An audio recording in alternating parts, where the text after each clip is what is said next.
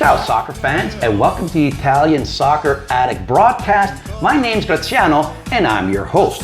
And today I have a special guest here for you. I want you to meet my friend Lorenzo, who you can tell by that lovely hat that he's not only a Milan fan but also a Milan expert. This week was the first of the 5 Italian derbies. This week Inter played Milan, that's why we're dressed the way we are. Have you ever wondered where the word derby comes from? Well, listen to this. The word derby was first used in the 12th century and is attributed to the town of Ashbourne in Derbyshire, England. Apparently at that time, 2 teams from Ashbourne decided to celebrate Shrove Tuesday by playing a version of a soccer game, as if they needed a reason to have pancakes. And voila, that explains a derby, which is a sporting competition between 2 teams from the same town. The town of Ashbourne, separated by a river, and people either lived upstream or downstream, and consequently the name of the teams playing were the uppers and the downers. And if you've ever been to any of these derby games and seen some of the behavior of the fans, you'll know that uppers and downers are still fan favorites. Okay, Lorenzo, give us some history on the Milan derby. Derby itself, which is also called the Derby della Madonnina, has been going on since 1908 and has been played for about 213 times. And of course, the 2 main teams, the AC Milan and the Internazionale of Milan, they have been at it since then for 76 victories going to Internazionale, 74 victories going to AC Milan, and a time between them for 63 games, which sometimes, unfortunately, people call it like kissing your sister. Okay, so let's get to the big derby. We watched it together and I thought it was a very interesting game, a lot of back and forth. I thought that Mario Balotelli coming in really changed the game, but unfortunately they weren't able to score.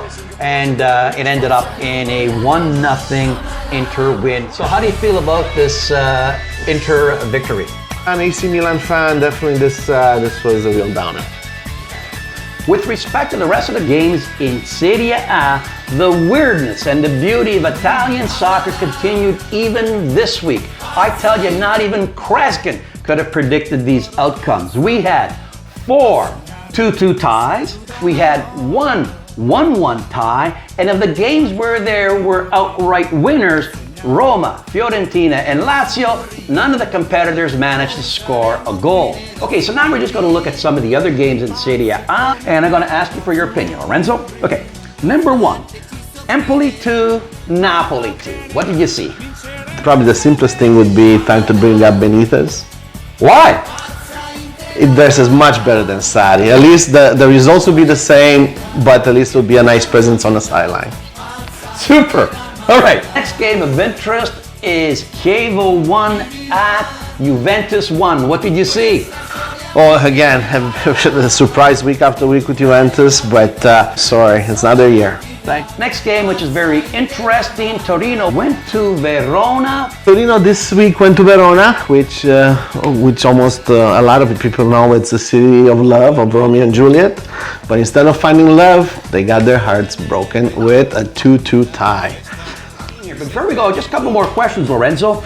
Did you mention that there's a statue of the Madonna on top of the Duomo? Yes.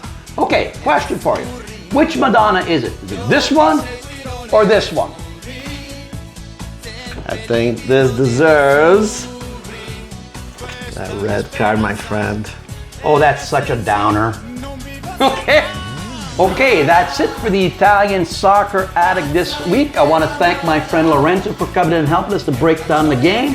Remember, if you're following me on YouTube, please subscribe. If you're following me on Facebook, give me a like. And Lorenzo, thank you for being here.